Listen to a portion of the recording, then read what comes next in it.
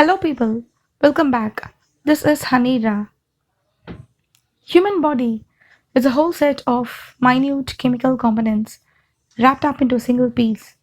Each bit of it was constructed with a lot more of patience and inbuilt technologies to be termed in the latest version. In simple, we are energy-driven souls.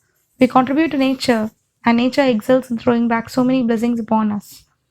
With all these chronologies, when we try to prioritize these miniature components, one above the other, they reprioritize our health in return. It's so saying, one of the most wanted element in discussion recently is gluten. Not just recently, around 10 long years, and thanks to the awareness to social media, things reach people's ears a bit easier. So today's video is about a small protein called gluten. So what is gluten? What makes people to step back when this protein comes to mind? Simple. Gluten is a protein found in grains like wheat, barley, rye. In practice, gluten is just a binding agent, the stretching quality. Just think of pizza without gluten, it would just rip off easily. So, gluten is a prebiotic. It feeds only on the good bacteria in the body, and this bacteria is present only in a healthy human gut. Now, what is its problem is to some people, their body senses gluten to be a toxin, causing our immune cells to overreact and attack it. The effects range from mild to chronic. An autoimmune disorder called celiac disease. The other disorder is non-celiac gluten sensitive enteropathy or gluten intolerance, which is more common in India. This term is very much common in India, gluten intolerance.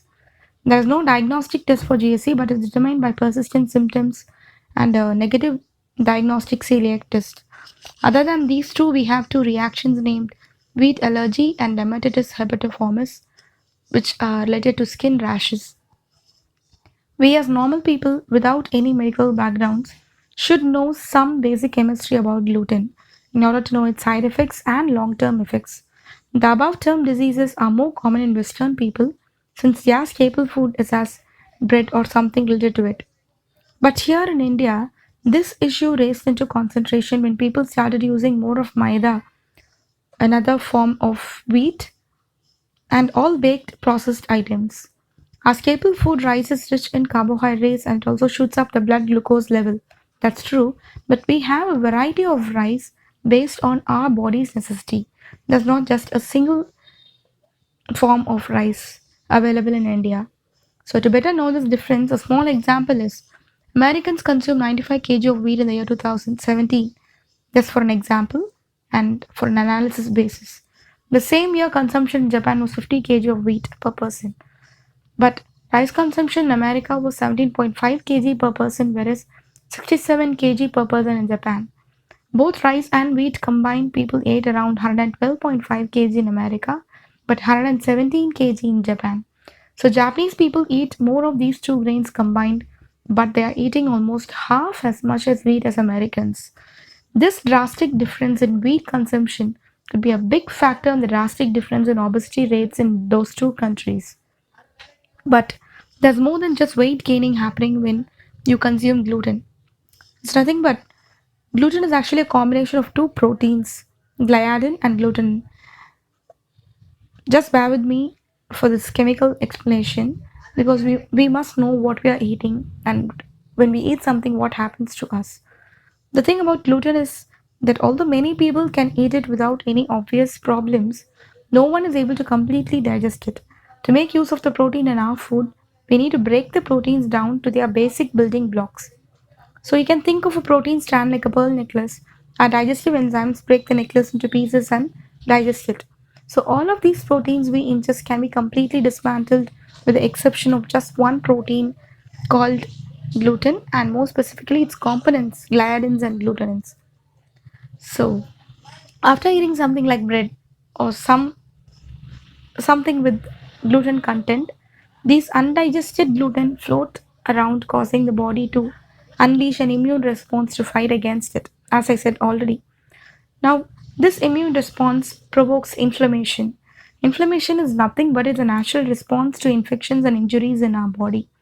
It's a natural response only, but whenever your body gets inflamed, it should be temporary.